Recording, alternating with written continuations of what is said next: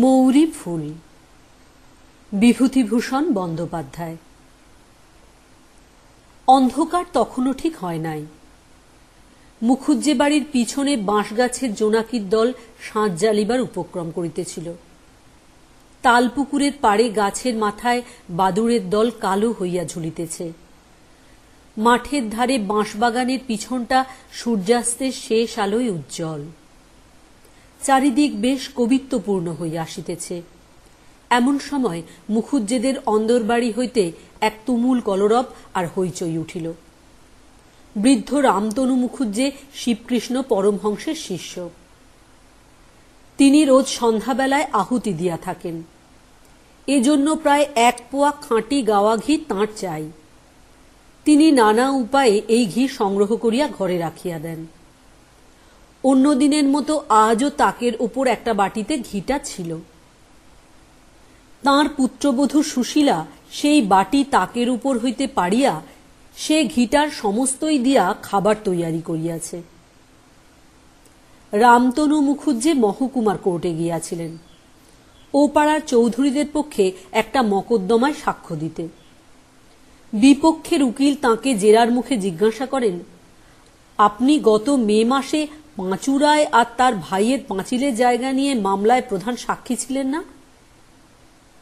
রামতনু মুখুজ্জে বলিয়াছিলেন, হ্যাঁ, তিনি ছিলেন। উকিল পুনরায় জেরা করিয়াছিলেন, দুনালি চৌধুরীদের কান সোনার মাঠের দাঙ্গার মকদ্দমায় আপনি পুলিশের দিকে সাক্ষ্য দিয়েছিলেন কিনা? রামতনু মহাশয়কে ঢোক গিলিয়া স্বীকার করিতে হইয়াছিল যে তিনি দিয়াছিলেন বটে। বিপক্ষের উকিল আবার প্রশ্ন করেন, আচ্ছা, এর কিছুদিন পরেই বড় তরফের সত্যের মামলায় আপনি বাদী পক্ষে সাক্ষী ছিলেন কিনা? কবে তিনি এ সাক্ষ্য দিয়াছিলেন মুখুজ্জে মহাশয় প্রথমটা তাহা মনে করিতে পারেন নাই। তারপর বিপক্ষের উকিলের পুনঃ পুনঃ করা প্রশ্নে এবং মুনশেফ বাবুর ভ্রুকুটি মিশ্রিত দৃষ্টির সম্মুখে হতভাগ্য রামতনুর মনে পড়িয়াছিল যে তিনি এ সাক্ষ্য দিয়াছিলেন বটে এবং এই গত জুলাই মাসে এই কোর্টেই তাহা তিনি দিয়া গিয়াছেন। তারপর কোর্টে কি ঘটিয়াছিল, বিপক্ষের উকিল হাকিমের দিকে চাহিয়া রামতনুর উপর কি ব্যঙ্গোক্তি করিয়াছিলেন, রামতনু উকিল আমলায় ভর্তি মুনশেফ বাবুর এজলাসে হঠাৎ কিরূপে সপুষ্প সর্ষব ক্ষেত্রের আবিষ্কার করেন, সে সকল কথা উল্লেখের আর প্রয়োজন নাই। তবে মোটের উপর বলা যায়, রামতনু মুখুজ্জে যখন বাটি আসিয়া পৌঁছিলেন তখন তাঁর শরীরের ও মনের অবস্থা খুবই খারাপ। কোথায় এই অবস্থায় তিনি ভাবিয়াছিলেন হাত পা ধুইয়া ঠান্ডা হইয়া শ্রী গুরুর উদ্দেশ্যে আহুতি দিয়া অনিত্য বিষয় বিষে জর্জরিত মনকে একটু স্থির করিবেন, না দেখেন যে আহুতির জন্য আলাদা করিয়া তোলা যে ঘিটুকু তাকে ছিল তাহা সবটাই একেবারে নষ্ট হইয়াছে। তারপর প্রায় অর্ধ ঘণ্টা ধরিয়া মুখুজ্জে বাড়ির অন্দরমহলে একটা রীতিমতো কবির লড়াই চলিতে লাগিল। মুখুজ্জে মহাশয়ের পুত্রবধূ সুশীলা প্রথমটা একটু অপ্রতিভ হইলেও সামলাইয়া লইয়া এমন সব কথায় শ্বশুরকে জবাব দিতে লাগিল যাহা একজন 18 বৎসর বয়স্কা তরুণীর মুখে সাজে না। পক্ষান্তরে কোর্টে বিপক্ষের উকিলের অপমানে ও ঘরে আসিয়া পুত্রবধূর নিকট অপমানে ক্ষিপ্তপ্রায় রামতনু মুখুজ্জে পুত্রবধূর পিতৃকুল ও তাহার নিজের পিতৃকুলের তুলনামূলক সমালোচনায় প্রবৃত্ত হইয়া এমন সব দুরূহ পারিভাষিক শব্দের ব্যবহার করিতে লাগিলেন যে বোধহয় বিদ্যাসাগর মহাশয়ের ডুবালের গল্পে উল্লিখিত কুলাদর্শ বিদ্যা অধ্যয়ন না করিলে সেসব বুঝা একেবারেই অসম্ভব। এমন সময় মুখুজ্জে মহাশয়ের ছেলে কিশোরী বাড়ি আসিল। তাহার বয়স 25-26 হইবে। বেশি লেখাপড়া না শেখায় সে চৌধুরীদের জমিদারি কাছারিতে 9 টাকা বেতনে মুহুরিগিরি করিত। কিশোরলাল নিজের ঘরে প্রবেশ করিয়া দেখিল ঘরে আলো দেওয়া হয় নাই। অন্ধকারেই জামা কাপড় ছাড়িয়া সে বাহিরে হাত পা ধুইতে গেল। তারপর ঘরে ঢুকিয়া শুনিল ঘুটঘুটে অন্ধকার ঘরে সুশীলা তাহার সম্মুখের বাতাসকে সম্বোধন করিয়া বলিতেছে যে এ সংসারে থাকিয়া সংসার করা তাহার শক্তিতে কুলাইবে না, অতএব কাল সকালেই যেন গরুর গাড়ি ডাকাইয়া তাহাকে বাপের বাড়ি পাঠাইয়া দেওয়া হয়। কিশোরী সে কথায় কোনো বিশেষ জবাব না দিয়া লণ্ঠন জ্বালিয়া বাঁশের লাঠিগাছা ঘরের কোণ হইতে লইয়া বাহির হইয়া গেল। ও পাড়ায় রায়বাড়ির চণ্ডীমণ্ডপে গ্রামের নিষ্কর্মা যুবকদিগের যাত্রার আখড়াই ও রিহার্সেল চলিত। সেইখানে অনেকক্ষণ কাটাইয়া অনেক রাত্রে বাড়ি ফিরিয়া আসা তাহার নিত্যকর্মের ভিতর। রামতনু মুখুজ্জে মহাশয়ও অনেকক্ষণ বাহিরের ঘরে কাটাইলেন। প্রতিবেশী হরিরায় তামাকের খরচ বাঁচাইবার জন্য সকাল সন্ধ্যায় মুখুজ্জে মহাশয় চণ্ডীমণ্ডপ আশ্রয় করিতেন।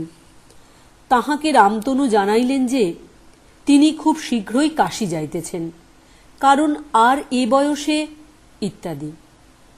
তাহার এ বানপ্রস্থ অবলম্বনের আকাঙ্ক্ষার জন্য দায়ী একমাত্র তাহার পুত্রবধূ সুশীলা।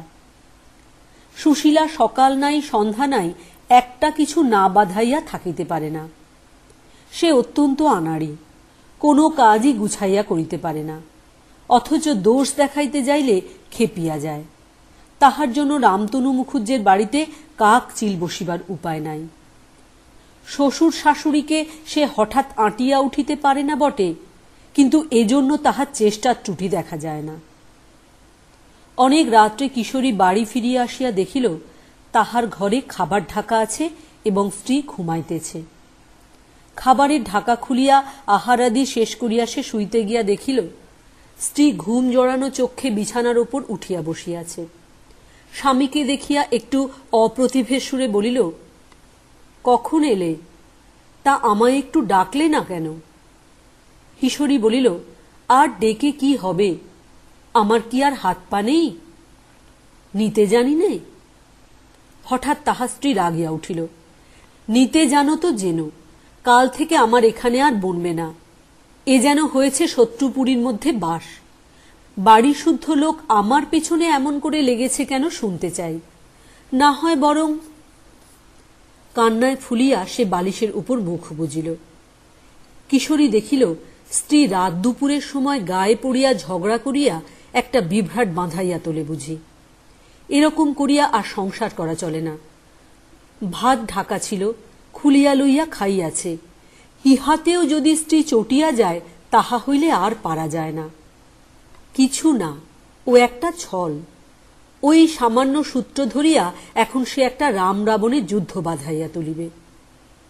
কিশোরী বলিল, যা খুশি কালকে করো, এখন একটু ঘুমুতে দাও। ঘুমুচ্ছিলে বলেই আর ডাকিনি, এই তো অপরাধ। তা বেশ, কাল থেকে ওঠাবো, চুলের নড়া ধরে ওঠাবো। সুশীলা কথাও বলিল না, মুখও তুলিল না, বালিশে মুখ গুজিয়া পড়িয়া রহিল। পরদিন সকালে উঠিয়া রামতনু মুখুজ্জে শুনিলেন চৌধুরীরা খবর পাঠাইয়াছে কয়েকটি নূতন সাক্ষীর তালিম দিতে হইবে। যাইবার সময় তিনি বলিলেন, ও বৌমা, একটু সকাল সকাল ভাত দিও, কোর্টে যেতে হবে। বেলা 9টার সময় ফিরিয়া আসিয়া দেখিলেন সুশীলা স্নান করিয়া আসিয়া রৌদ্রে কাপড় মেলিয়া দিতেছে। গৃহিণী মোক্ষদা সুন্দরী রান্নাঘরে বসিয়া রাঁধিতেছেন। স্বামীকে দেখিয়াই মোক্ষদা চৌকিদার হাঁকার সুরে বলিতে লাগিলেন, হয় আমি একদিকে বেরিয়ে যাই, না হয় বাপু এর একটা বিহিত করো। সেই সকাল থেকে ঘুরপাক দিয়ে দিয়ে বেড়াচ্ছে। বলছি, ও বৌমা, দুটো ভাত চড়িয়ে দাও। ওগো, যা হয় দুটো কিছু রাঁধো, হাতে পায়ে ধরতে কেবল বাকি রেখেছি। কার কথা কি শোনে? এই বেলা দুপুরের সময় রানী এখন এলেন নেয়ে। সুশীলা রক হইতেই সমান গলায় উত্তর দিল, মাইনে করা দাসী তো নই, আমি যখন পারবো রান্না চড়াবো। সকাল থেকে বসে আছি নাকি? এত খাটুনি সেরে আবার 8টার মধ্যে ভাত দেব? মানুষের তো আর শরীর নয়। যার না চলবে সে নিজে গিয়ে রেঁধে নিক। এ কথার উত্তরে মোক্ষদা খুন্তি হাতে রান্নাঘরের দাওয়ায় আসিয়া নটরাজ শিবের তাণ্ডব নর্তনের একটা আধুনিক সংস্করণ শুরু করিতে যাইতেছিলেন। একটা ঘটনায় তাহা বন্ধ হইয়া গেল। একটা 10-12 বছরের ছেলে, রংটা বড়ই কালো, ম্যালেরিয়ায় শরীর জীর্ণ শীর্ণ, পরনে অতি ময়লা একটা গামছা। শীতের দিনেও তাহার গায়ে কিছু নাই। হাতে ছোট একটা বাখারির ছড়ি লইয়া বাড়ির মধ্যে ঢুকিল। ছেলেটি পাশের গ্রামের আতর আলী ঘরামির ছেলে। গত বৎসর তার বাপ মারা গিয়াছে। দুটি ছোট ছোট বোন আর মা ছাড়া তার আর কেহ নাই। অবস্থা খুব খারাপ, সব দিন খাওয়া জোটে না। ছেলেটি পিঠে ছড়ি বাজাইয়া হাপু গাহিয়া মা ও বোন দুটিকে প্রতিপালন করে। সে এ গ্রামের প্রায় সব বাড়িতে আসিত, কিন্তু মুখুজ্জে বাড়ি আর কখনো আসে নাই। তাহার একটা কারণ এই যে দানশীলতার জন্য রামতনু মুখুজ্জে গ্রামের মধ্যে আদৌ প্রসিদ্ধ ছিলেন না। ছেলেটি উঠানে দাঁড়াইয়া বগল বাজাইয়া নানারূপ সুর করিয়া উচ্চৈস্বরে হাপু গাহিতে লাগিল। সঙ্গে সঙ্গে পিঠে জোর করিয়া লাঠির বাড়ি মারিতে লাগিল। তিনটি নেহাত গোবেচারী সাক্ষীর তালিম দিতে অনেক ধস্তাধস্তি করিয়া রামতনুর মেজাজ ভালো ছিল না। ফিরিয়া চাহিয়া দেখিয়া মুখ খিচাইয়া বলিলেন, থাম থাম, ওসব রাখ, এখন ওসব দেখবার শখ নেই। যা অন্য বাড়ি দেখে গে, যা যা। সুশীলা কাপড় মেলিয়া দিতে দিতে অবাক হইয়া হাপু গাওয়া দেখিতেছিল। ছেলেটি সংকুচিত হইয়া বাহিরে যাইতেই সে তাড়াতাড়ি বাহিরে রকে গিয়া তাহাকে ডাকিয়া বলিল, শোন, তোর বাড়ি কোথায় রে? হরিশপুর মা ঠাকরুন। তোর বাড়িতে কে আছে আর? মোর বাপ মারা গিয়েছে 8 বছর মা ঠাকরুন, মোদের আর কেউ নাই, মুই বড়, ছোট দুটো বোন আছে। তাই বুঝি তুই হাপু গাস? হ্যাঁ রে, এতে চলে? রামতনুর ধমক খাইয়া ছেলে মানুষ অত্যন্ত দমিয়া গিয়াছিল। সুশীলার কথার ভিতর সহানুভূতির সুর চিনিয়া লইয়া হঠাৎ তাহার কান্না আসিল।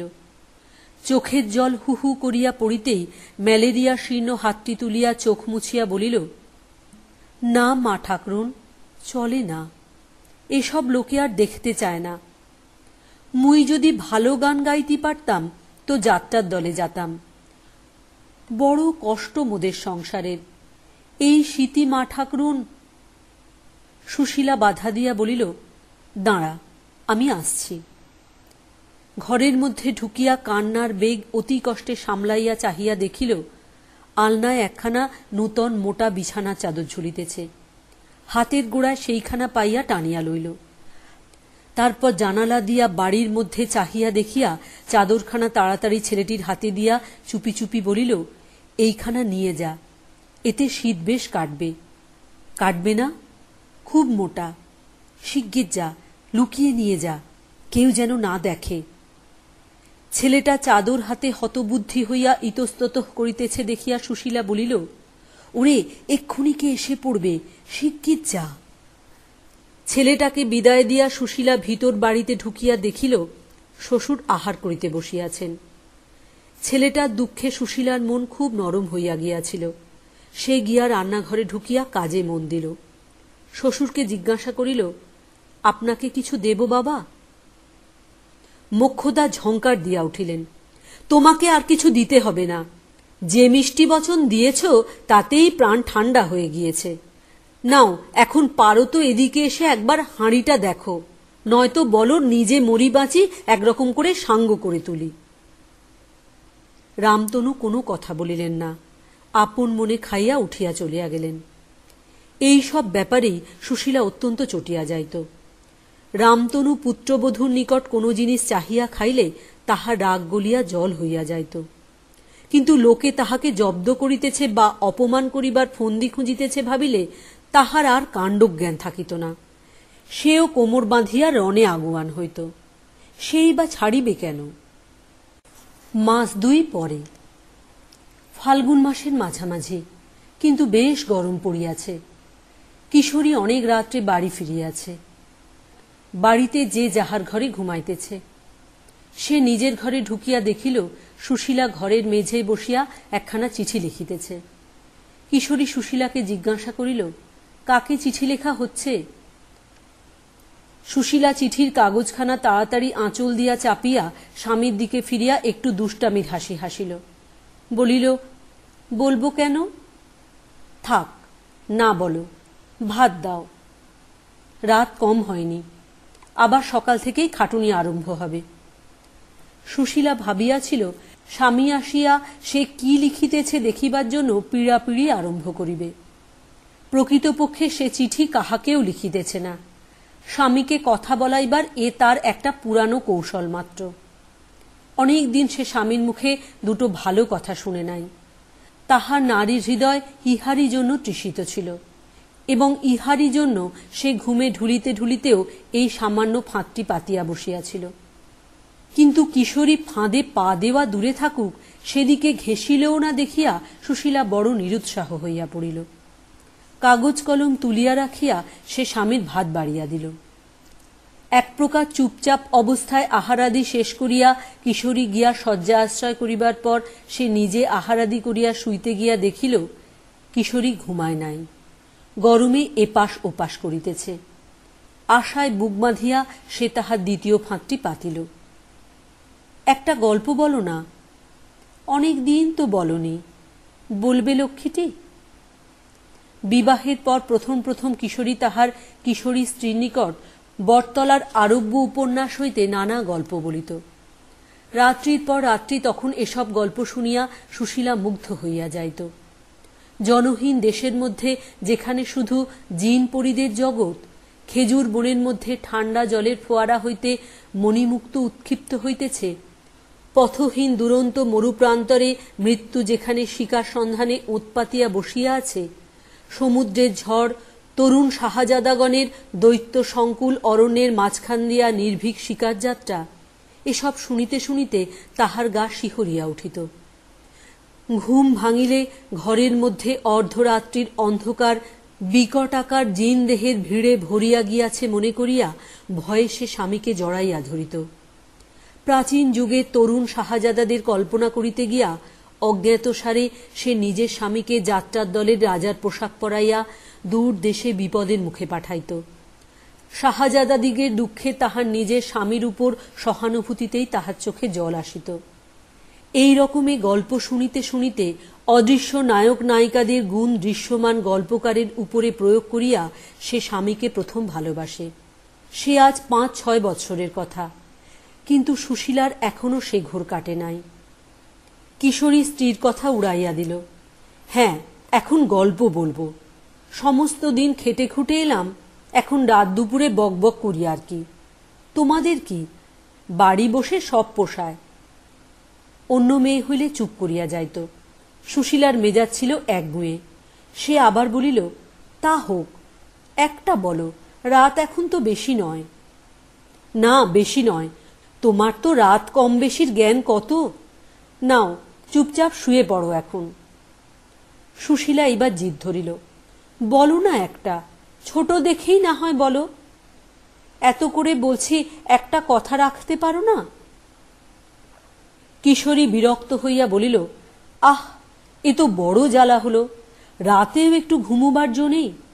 সমস্ত দিন তো গলাবাজিতে বাড়ি সরগরম রাখবে, রাত্রিরটাও একটু শান্তি নেই। এটাই ছিল সুশীলার ব্যথার স্থান। স্বামীর মুখে একথা শুনিয়া সে খেপিয়া গেল। বেশ করি গলাবাজি করি, তাতে অসুবিধা হয় আমাকে পাঠিয়ে দাও এখান থেকে। রাত দুপুর করলে কে? নিজে আসবেন রাত দুপুরের সময় আড্ডা দিয়ে।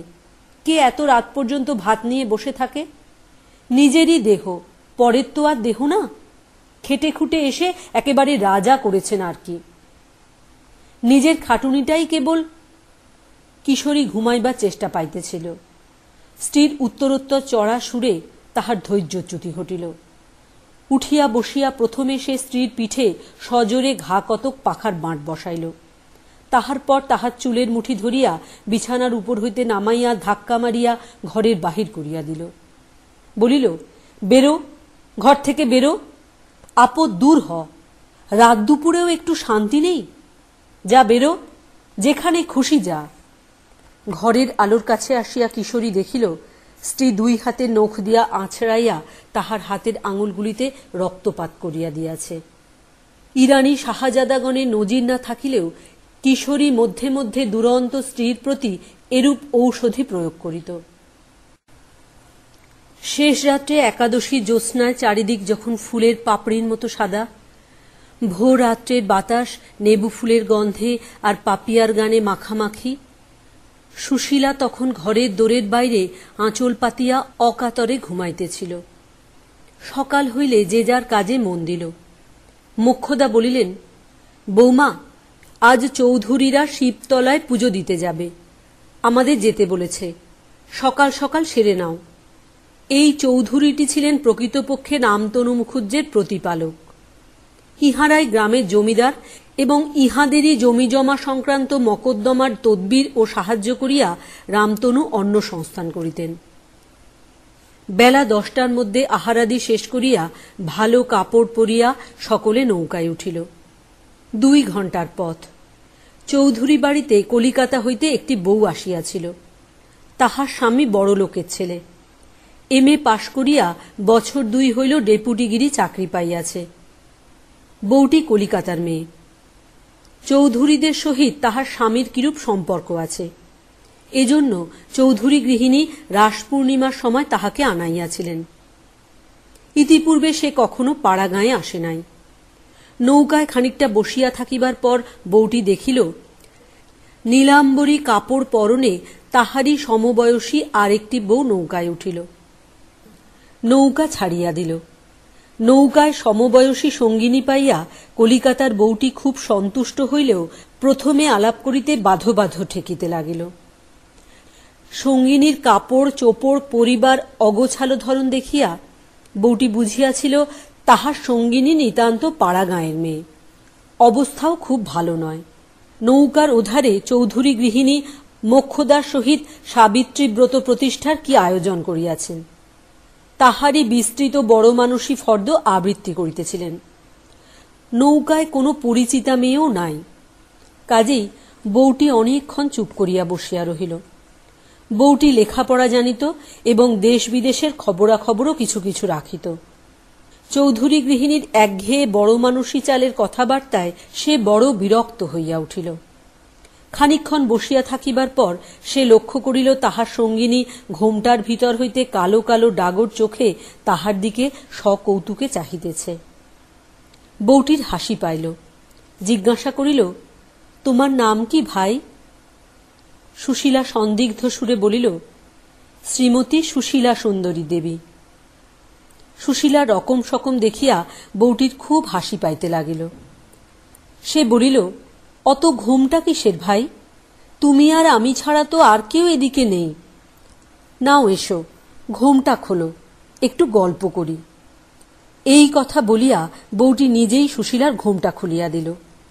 সুশীলার সুন্দর মুখের দিকে চাহিয়া সে যেন মুগ্ধ হইয়া গেল। রং যদিও ততটা ফর্সা নয়, কিন্তু কালোর ওপর অত শ্রী সে কখনো দেখে নাই।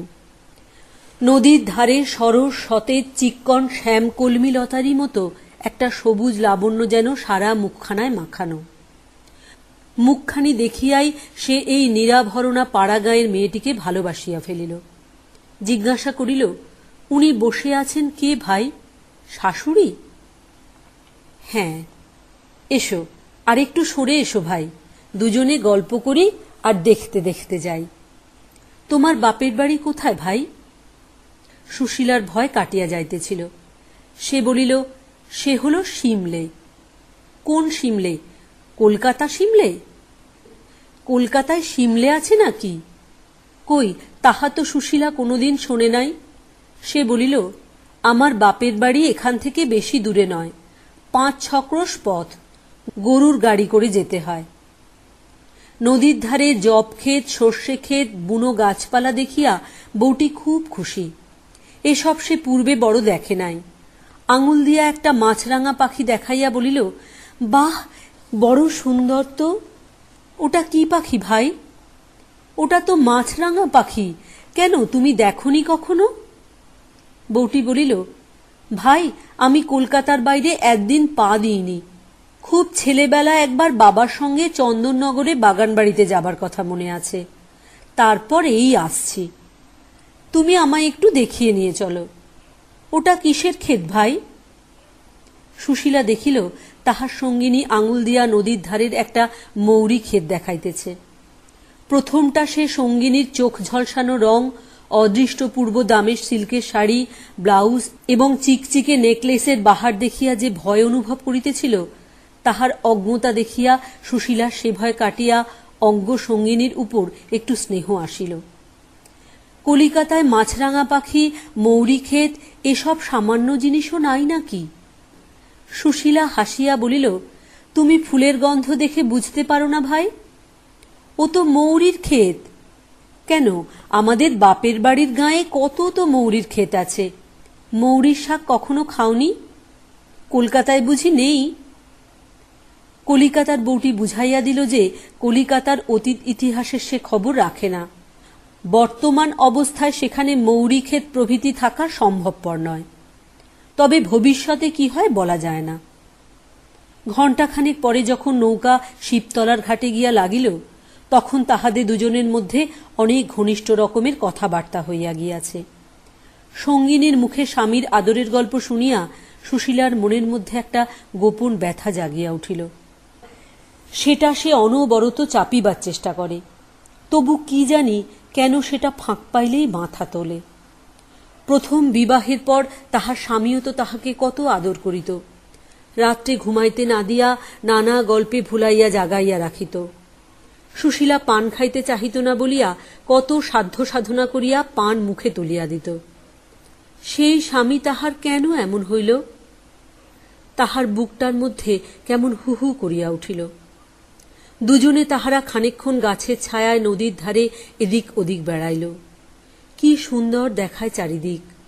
নীল আকাশ সবুজ মাঠের উপর কেমন উপুড় হইয়া আছে। ও মা, পানকৌড়ির ঝাঁক চরের ওপর বসিয়া বসিয়া কেমন ঝিমায়। কলিকাতার বউটি বলিল, এসো ভাই, আমরা একটা কিছু পাতাই, কেমন? সুশীলা খুশি হইয়া বলিল, খুব ভালো ভাই, কি পাতাবো বলো? এক কাজ করি, এসো। আস্তে আস্তে নদীর ধারে যে মৌরি ফুল দেখে এলাম, এসো আমরা দুজনে পাতাই, কেমন? সুশীলা আহ্লাদের সঙ্গে এ প্রস্তাবে সম্মতি দিল। নদী হইতে অঞ্জলি করিয়া জল তুলিয়া তাহারা মৌরি ফুল পাতাইল। এমন সময় মোক্ষদা ডাকিলেন, বৌমারা এদিকে এসো। তাহারা গিয়া দেখিল গাছতলায় অনেক লোক। সেদিন পূজা দিতে অনেক লোক আসিয়াছিল। প্রকাণ্ড বটগাছ, তাহার তলায় ভাঙা ইটের মন্দির। গাছতলা হইতে একটু দূরে এক বুড়ি নানা ঔষধ বিক্রয় করিতেছে। সুশীলা ও তাহার সঙ্গিনী সেখানে গিয়া জিজ্ঞাসা করিয়া জানিল, রোগ সারা ছেলে হওয়া হইতে শুরু করিয়া সকল রকমের ঔষধই আছে, গরু হারাইলে খুঁজিয়া বাহির করিবার পর্যন্ত। মেয়েরা সেখানে ভিড় করিয়া দাঁড়াইয়া ঔষধ কিনিতেছে। সুশীলার সঙ্গিনী হাসিয়া তাহার হাত ধরিয়া টানিয়া তাহাকে সেখান হইতে মন্দিরের দিকে লইয়া চলিল। বলিল, চলো মৌরি ফুল, দেখি গে কেমন পুজো হচ্ছে। একটুখানি মন্দিরে দাঁড়াইয়া সুশীলা একটা ছুতায় সেখান হইতে বাহির হইয়া আসিয়া ঔষধ বেচা বুড়ির নিকট দাঁড়াইল। সেখানে তখন কেহ ছিল না। বুড়ি বলিল, কি চাই? সুশীলার মুখ লজ্জায় আরক্ত হইয়া উঠিল।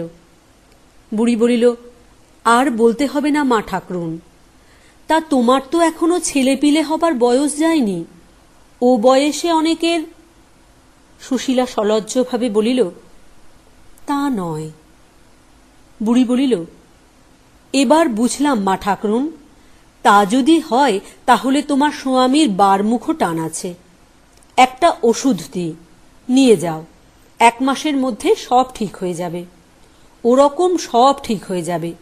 ওরকম কত হয় মা ঠাকরুন? বুড়ি একটা শিকড় তুলিয়া বলিল, এই নাও, বেটে খাইয়ে দিও, যেন কেউ টের না পায়। টের পেলে আর ফল হবে না। 8 আনা লাগবে। স্বামীর বারমুখো টান আছে, এ কথা শুনিয়া সুশীলা খুব দমিয়া গেল।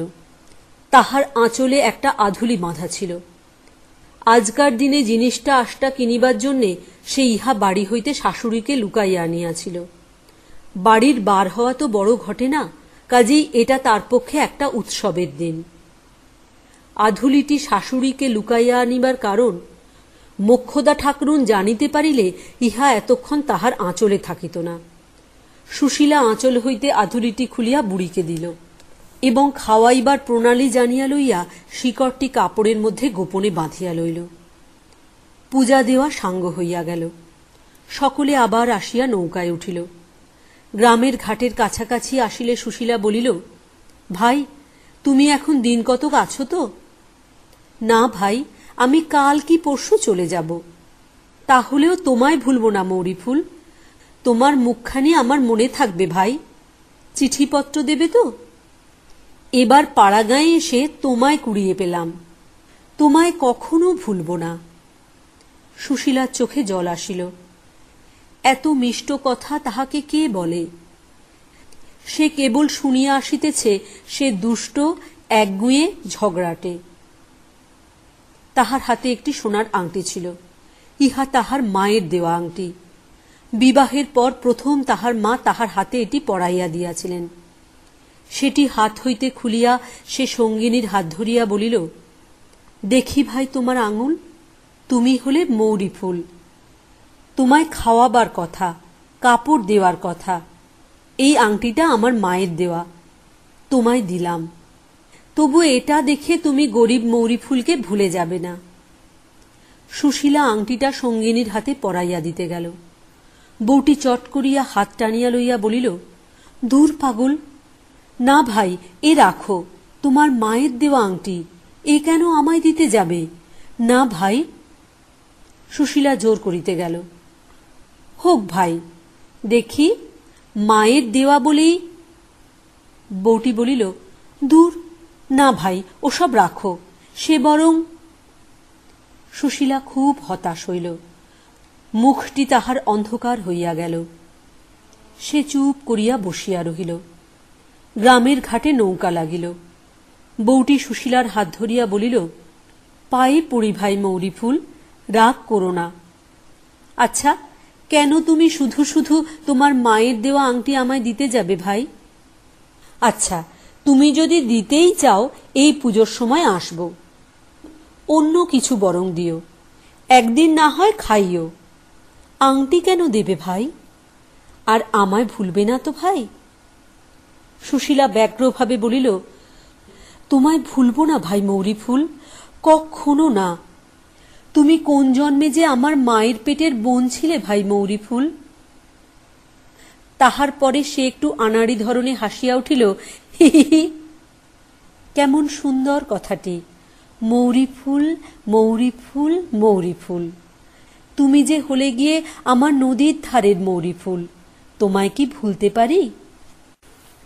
কথা শেষ না করিয়াই সে দুই হাতে সঙ্গিনীর গলা জড়াইয়া ধরিল। সঙ্গে সঙ্গে তাহার কালো চোখ দুটি জলে ভরিয়া গেল। কলিকাতার বউ এই অদ্ভুত প্রকৃতির সঙ্গিনীর অশ্রুপ্লাবিত সুন্দর মুখখানা বার বার সস্নেহে চুম্বন করিল। তারপর দুজনেই চোখের জলে ঝাপসা দৃষ্টি লইয়া দুজনের কাছে বিদায় লইল। দিন কত কাটিয়া গেল। কিশোরী বাটি নাই, কি একটা কাজে অন্য গ্রামে গিয়াছে, ফিরতে দু একদিন দেরি হইবে। মোক্ষদা সকালে উঠিয়া জমিদার গৃহিণীর আহ্বানে তাহার সাবিত্রীব্রত প্রতিষ্ঠার আয়োজনে সাহায্য করিতে চৌধুরী বাড়ি চলিয়া গেলেন। যাইবার সময় বলিয়া গেলেন, বৌমা, আমার ফেরবার কোনো ঠিক নেই, রান্না বান্না করে রেখো, আমি আজ আর কিছু দেখতে পারব না। চৌধুরী বাড়ির কাজ কখন মেটে বলা যায় না। এ কথা মোক্ষদা না বলিলেও চলিত, কারণ ভোরে উঠিয়া বাসন মাজা, জল তোলা হইতে আরম্ভ করিয়া এ সংসারের সমস্ত কাজের ভারী ছিল সুশীলার উপর। এ সংসারে কিশোরীর বিবাহের পর কোনোদিন ঝি চাকর প্রবেশ করে নাই, যদিও পূর্বে বাড়িতে বরাবরই একজন করিয়া ঝি থাকিত। সুশীলার খাটুনিতে কোনো ক্লান্তি ছিল না, খাটিবার ক্ষমতা তাহার যথেষ্ট ছিল। যখন মেজাজ ভালো থাকিত তখন সমস্ত দিন নীরবে ভূতের মতো খাটিয়াও সে বিরক্ত হইত না। শাশুড়ি চলিয়া গেলে অন্যান্য কাজকর্ম সারিয়া সুশীলা রান্নাঘরে গিয়া দেখিল একখানিও কাঠ নাই। কাঠ অনেক দিনই ফুরাইয়া গিয়াছে, এ কথা সুশীলা বহুবার শ্বশুরকে জানাইয়াছে।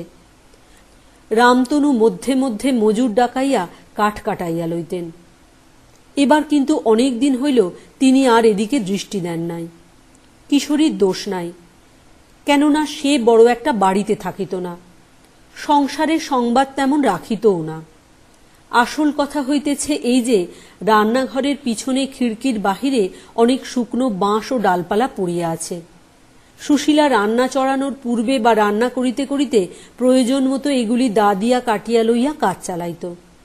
রামতনু দেখিলেন কাজ যখন চলিয়া যাইতেছে তখন কেন অনর্থক কাঠ কাটিবার লোক ডাকিয়া আনা, আনিলেই এখনই 1 টাকা খরচ তো। পুত্রবধূ বকিতেছে বকুক, কারণ বকুনি উহার স্বভাব। কাঠ নাই দেখিয়া সুশীলা অত্যন্ত চটিয়া গেল।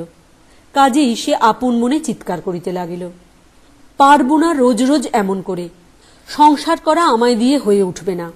আজ 2 মাস ধরে বলছি কাঠ নেই কাঠ নেই, এদিকে রান্নার বেলা ঠিক আছেন সব, তার একটু এদিক ওদিক হবার জো নেই। কি দিয়ে রাঁধবে? রোজ রোজ কাঠ কাটো, কেটে রাঁধো, অত সুখে আর কাজ নেই। থাকলো হাঁড়ি পড়ে, যিনি যখন আসবেন তিনি তখন করে নেবেন।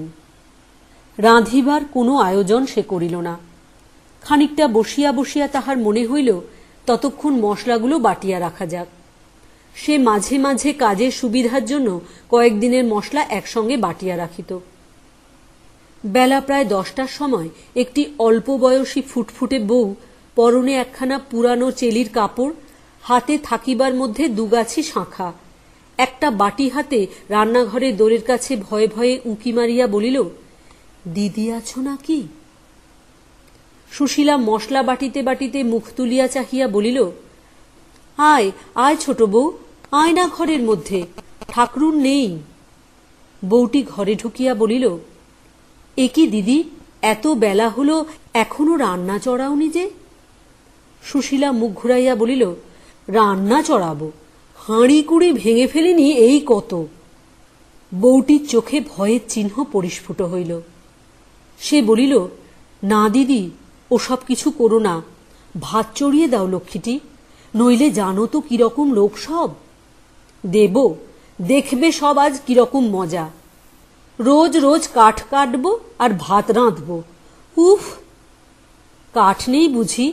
আচ্ছা দাখানা দাও দিদি, আমি দিচ্ছি কেটে। তোর কি দায় তুই দিতে যাবি? বস ঠান্ডা হয়ে, যাদের গরজ আছে তারা নিজেরা বুঝুক গিয়ে। তোমার পায়ে পড়ি দিদি, দাও রান্নাটা চড়িয়ে, জানো তো ওরা। তুই বস দেখি ওখানে চুপ করে, দেখিস এখন মজা। আজ 2 মাস ধরে রোজ বলছি কাঠ নেই, কথা কানে যায় না কারুর, আজ মজাটি দেখাবো। সুশীলার একগুঁয়েমিতে বউটি কিছু ভীতা হইল, কারণ মজা কোন পক্ষ দেখিবে এ সম্বন্ধে তাহার একটু সন্দেহ ছিল। কিন্তু সাহস করিয়া আর কিছু বলিতে না পারিয়া সে চুপ করিয়া রহিল। এই বউটি রামতনু মুখুজ্জের জারতুতো ভাই রামলোচন মুখুজ্জের পুত্রবধূ। পাশেই এদের বাড়ি। রামলোচনের অবস্থা খুবই খারাপ, তা সত্ত্বেও তিনি বছর 2 হল ছেলের বিবাহ দিয়াছেন। রামলোচনের স্ত্রী ছিল না, পুত্রবধূই গৃহিণী। দুরবস্থার সংসারে ছেলে মানুষ বউকে সংসার করিতে অত্যন্ত বেগ পাইতে হইত।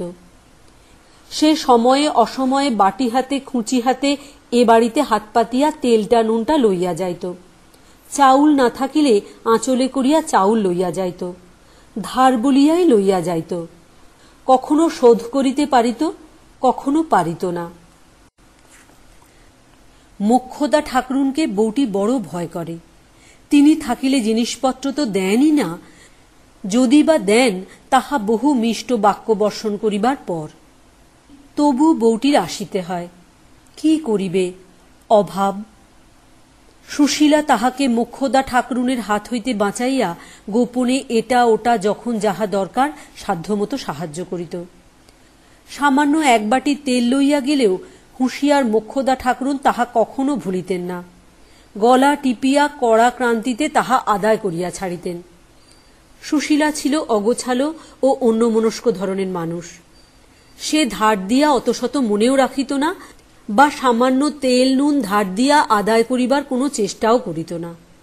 শোধ দিতে আসিলে অনেক সময় বলিত, ওই তুই আবার দিতে এলি কেন ছোট বউ, ওর আবার নেব কি, যা ও তুই নিয়ে যা ভাই।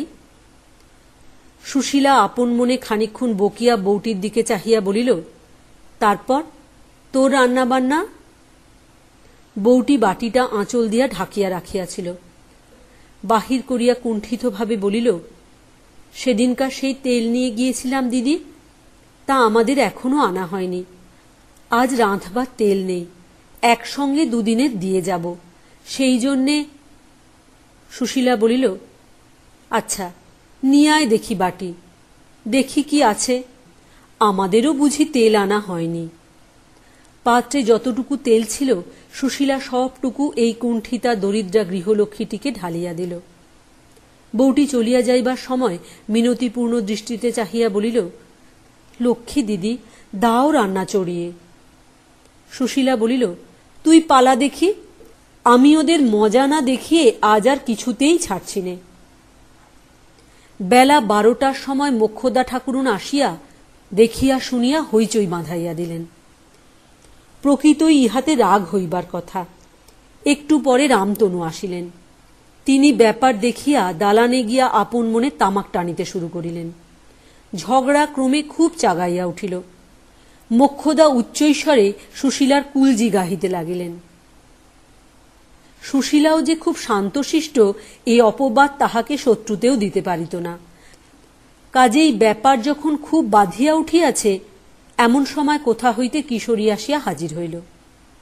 যদিও আজ তাহার ফিরিবার কথা ছিল না, তবুও কাজ মিটিয়া যাওয়াতে সে আর সেখানে অপেক্ষা করে নাই। মোক্ষদা ছেলেকে পাইয়া হাঁক ডাক আরও বাড়াইয়া দিলেন। কিশোরী এত বেলায় বাড়ি আসিয়া এ অশান্তির মধ্যে পড়িয়া অত্যন্ত চটিয়া গেল। তাহার সমস্ত রাগ গিয়া পড়িল স্ত্রীর উপর। হাতের গোড়ায় একখানা শুকনো চেলা কাঠ পড়িয়াছিল, সেইটা লইয়াই লাফাইয়া সে রান্নাঘরের দাওয়ায় উঠিল। সুশীলা তখনও বসিয়া বাটনা বাটিতেছিল। স্বামীকে শুকনা কাঠ হাতে লইয়া বীর দর্পে রান্নাঘরে লাফাইয়া উঠিতে দেখিয়া ভয়ে তাহার মুখ শুকাইয়া গেল। আত্মরক্ষার অন্য কোনো উপায় না দেখিয়া হাত দুটা তুলিয়া নিজের দেহ আড়াল করিবার চেষ্টা করিল। কিশোরী প্রথমত স্ত্রীর খোঁপা ধরিয়া এক হ্যাঁচকা টান দিয়া তাহাকে মাটিতে ফেলিয়া দিল। তারপর তাহার পিঠে কয়েক ঘা চেলা কাঠের বাড়ি মারিয়া তাহার গলা ধরিয়া প্রথমে এক ধাক্কা মারিল রান্নাঘরের দাওয়ায় এবং তথা হইতে এক ধাক্কা দিল একেবারে উঠানে। ধাক্কার বেগ সামলাইতে না পারিয়া সুশীলা মুখ থুবড়াইয়া উঠানে পড়িয়া গেল। মার আরও চলিত, কিন্তু রামতনু তামাক খাইতে খাইতে ছেলের কাণ্ড দেখিয়া হাঁ হাঁ করিয়া আসিয়া পড়িলেন। পাশের বাড়ির বউটি তখন শ্বশুর ও স্বামীকে খাওয়াইয়া সবে নিজে খাইতে বসিয়াছিল। হঠাৎ এ বাড়ির মধ্যে মারের শব্দ শুনিয়া সে খাওয়া ফেলিয়া সুশীলাদের খিড়কিতে ছুটিয়া আসিয়া উঁকি মারিয়া দেখিল সুশীলা উঠানে দাঁড়াইয়া আছে, সর্বাঙ্গে ধুলা, বাটনার পাত্রের উপর পড়িয়া গিয়াছিল, কাপড়ে চোপড়ে হলুদের ছোপ। মাথার খোপা একধারে খুলিয়া কতক চুল মুখের উপর, কতক পিঠের উপর পড়িয়াছে। গাঙ্গুলি বাড়ি হইতে দুটো ছেলে ব্যাপার দেখিবার জন্য ছুটিয়া আসিয়াছে। আরও দু একজন পাড়ার মেয়ে সামনের দরজা দিয়া উঁকি মারিতেছে। ওদিকে পাঁচিলের উপর দিয়া মুখ বাড়াইয়া তাহার নিজের শ্বশুর রামলোচন মজা দেখিতেছেন। চারিদিকের কৌতূহল দৃষ্টির মাঝখানে সর্বাঙ্গে হলুদের ছোপ ও ধূলিমাখা অপমানিতা দিদিকে অসহায়ভাবে উঠানে দাঁড়াইয়া থাকিতে দেখিয়া তাহার বুকের মধ্যে কিরকম করিয়া উঠিল। কিন্তু সে একে ছেলে মানুষ, তাহাতে অত্যন্ত লজ্জাশীলা। শ্বশুর ভাসুর এবং এক উঠান লোকের মধ্যে বাড়ির ভেতর ঢুকিতে না পারিয়া প্রথমটা সে খিড়কির বাহিরে আকুলি বিকুলি করিতে লাগিল। কিন্তু গাঙ্গুলি বাড়ির প্রৌঢ় গাঙ্গুলি মহাশয় যখন হুঁকা হাতে কি হে রামতনু বলি ব্যাপারখানা কি শুনি বলিয়া বাড়ির মধ্যে উঠানে আসিয়া হাজির হইলেন, তখন সে আর থাকিতে না পারিয়া বাড়ির মধ্যে ঢুকিয়া পড়িল এবং সুশীলার হাত ধরিয়া খিড়কি দোর দিয়া বাহিরে লইয়া গিয়াই হঠাৎ ফুঁপাইয়া কাঁদিয়া উঠিয়া বলিল, কেন ওরকম করতে গেলে দিদিমণি? লক্ষ্মীটি, তখনই যে বারণ করলাম। তার পরদিন দুপুরবেলা সুশীলা রান্নাঘরে রাঁধিতেছিল। কিশোরী খাইতে বসিয়াছে। মোক্ষদা ঠাকুরুন কি প্রয়োজনে রান্নাঘরে ঢুকিয়া দেখিলেন সুশীলা পেছনে ফিরিয়া ভাত বাড়িতে বাড়িতে স্বামীর ডালের বাটিতে কি গুলিতেছে, পাশে একটা ছোট বাটি।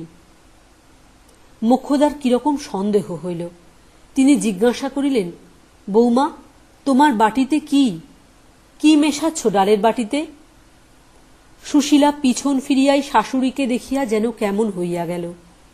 তাহার চোখ মুখের ভাব দেখিয়া মোক্ষদার সন্দেহ আরও বাড়িল। তিনি বাটিটা হাতে তুলিয়া লইয়া দেখিলেন তাহাতে সবুজ মতো কি একটা বাটা। তিনি কড়া সুরে জিজ্ঞাসা করিলেন, কি বেটেছ এতে? তিনি দেখিলেন পুত্রবধূ উত্তর দিতে পারিতেছে না। তাহার মুখ লাল হইয়া উঠিয়াছে। ইহার পর একটা ভয়ানক কাণ্ড ঘটিল। মোক্ষদা ঠাকরুন বাটি হাতে, উমা কি সর্বনাশ, আরেকটু হলেই হয়েছিল গো বলিয়া উঠানে আসিয়া চিৎকার করিয়া হাট বাঁধাইলেন। কিশোরী দালান হইতে উঠিয়া আসিল, রামতনু আসিলেন, গাঙ্গুলি বাড়ির মেয়ে পুরুষ আসিল, আরও অনেকে আসিল। মোক্ষদা সকলের সামনে সেই বাটিটা দেখাইয়া বলিতে লাগিলেন, দেখো তোমরা সকলে, তোমরা ভাবো শাশুড়ি বড় দুষ্টু, নিজের চোখে দেখে নাও ব্যাপার। কি সর্বনাশ হয়ে যেত এখনই যদি আমি না দেখতাম। দোহাই বাবা তারকনাথ, কি ঠেকানি আজ ঠেকিয়েছ। এক উঠান লোক। সকলেই শুনিল রামতনু দুরন্ত পুত্রবধূ স্বামীর ভাতে বিষ নাকি মিশাইয়া খাওয়াইতে গিয়া ধরা পড়িয়াছেন। কেউ অবাক হইয়া গেল, কেউ মুচকি হাসিয়া বলিল, ওসব আমরা অনেককাল জানি, আমরা হৃদ দেখলেই মানুষ চিনি, তবে পাড়ার মধ্যে বলে এতদিন। কে একজন বলিল, জিনিসটা কি তা দেখা হয়েছে? মোক্ষদা ঠাকরুনের গালের বাদ্যের রবে সে কথা চাপা পড়িয়া গেল। গাঙ্গুলি মহাশয় রামতনুকে বলিলেন, গুরু রক্ষা করেছেন, এখন যত শীঘ্রের বিদায় করতে পারো তার চেষ্টা করো। শাস্ত্রে বলে দুষ্টা ভাজ্যে, আর একদিনও এখানে রেখো না। সমস্ত দিন পরামর্শ চলিল।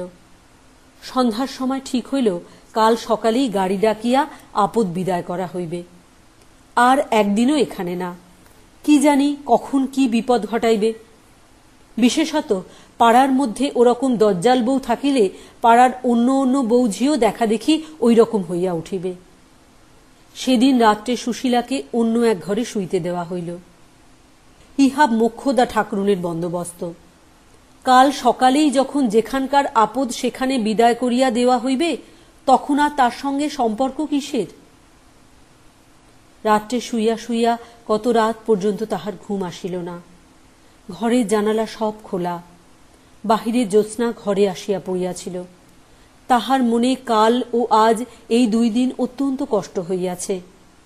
সে স্বভাবত নির্বোধ, লাঞ্ছনা ভোগের অপমান সে ইহার পূর্বে কখনো তেমন করিয়া অনুভব করে নাই, যদিও মারধর ইহার পূর্বে বহুবার খাইয়াছে। তাহার একটা কারণ এই যে আজও কালকার দিনের মতো শ্বশুর শাশুড়ি ও এক উঠান লোকের সামনে এভাবে অপমানিতাও সে কোনোদিন হয় নাই। তাই আজ সমস্ত দিন ধরিয়া তাহার চোখের জল বাঁধ মানিতেছে না। কাল মার খাইয়া পিঠ কাটিয়া গিয়াছে, হাত দিয়া ঠেকাইতে গিয়া হাতের কাঁচের চুড়ি ভাঙিয়া হাতও ক্ষতবিক্ষত হইয়াছে। তাহার সেই স্বামী, যে স্বামী 5-6 বৎসর পূর্বে এমন সব রাতে তাহাকে সমস্ত রাত ঘুমাইতে দিত না, সে পান খাইতে চাহিত না বলিয়া কত ভুলাইয়া পান মুখে গুজিয়া দিত, সেই স্বামী এরূপ করিল। পান খাওয়ানোর কথাটি সুশীলার বারবার মনে আসিতে লাগিল। রাতে জ্যোৎস্না ক্রমে আরও ফুটিল। তখন চৈত্র মাসের মাঝামাঝি। দিনে তখন নতুন কচি পাতা ওঠা গাছের মাথার উপর উদাস অলস বসন্ত মধ্যাহ্ন ধোঁয়া ধোঁয়া রৌদ্রের উত্তরীয় উড়াইয়া বেড়ায়। দীর্ঘ দীর্ঘ দিনগুলি প্রস্ফুট প্রসূন সুরভির মধ্য দিয়া চলিয়া চলিয়া নদীর ধারের শিমুলতলায় সন্ধ্যার ছায়ার কোলে গিয়া ঢলিয়া পড়ে। পাড়া গাঁয়ের আমবনে বাঁশবনে জ্যোৎস্না ঝরা বাতাসে সারা রাত কত কি পাখির আনন্দ কাকলি। বসন্ত লক্ষ্মীর প্রথম প্রহরের আরতির শেষে বনের গাছপালা তখন আবার নূতন করিয়া টাটকা ফুলের ডালি সাজাইতেছে। শুইয়া শুইয়া সুশীলা ভাবিল, জগতে কেউ তাহাকে ভালোবাসে না, কেবল ভালোবাসে তাহার মৌরি ফুল। মৌরি ফুল পত্রে লিখিয়াছে তাহার কথা মনে করিয়া সে রোজ রাত্রে কাঁদে। তাহাকে না দেখিয়া কলিকাতায় ফিরিয়া তাহার কষ্ট হইতেছে।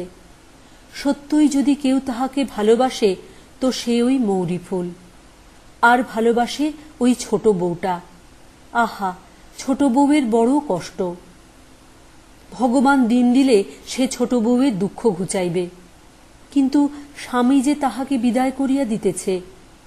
ও কিছু না, অভাবে পড়িয়া উহার মাথা খারাপ হইয়া যাইতেছে। নইলে সেও কি এমন ছিল? মৌরি ফুলের বর তো কত জায়গায় বেড়ায়। মৌরি ফুলকে একখানা পত্র লিখিয়া দেখিলে হয়, যদি উহার কোনো চাকরি করিয়া দিতে পারে।